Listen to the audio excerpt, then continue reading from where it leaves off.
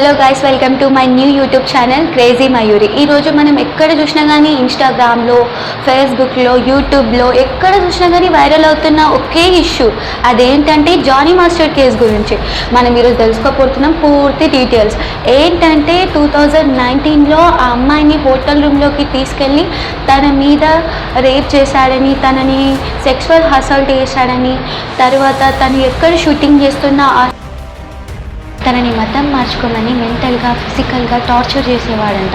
అది తట్టుకోలేక మాస్టర్ టీంల నుంచి తను బయటికి కూడా వచ్చిందంట.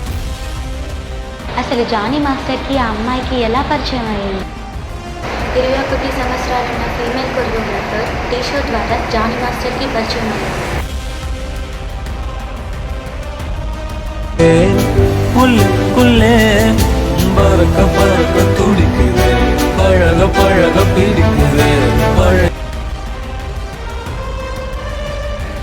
మాస్టర్ నుంచి ఆఫర్ రావడంతో మాస్టర్ దగ్గర అసిస్టెంట్ కొరియోగ్రాఫర్గా జాయిన్.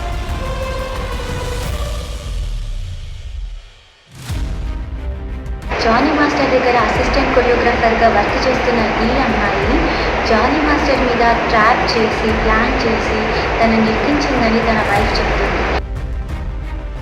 జానీ మాస్టరే ఆ అమ్మాయికి ముంబైలో మాస్టర్ కార్డ్ ఇప్పించారంట. ఇది జానీ మాస్టర్ వాళ్ళ వైఫే చెప్పింది ఇంటర్వ్యూలో.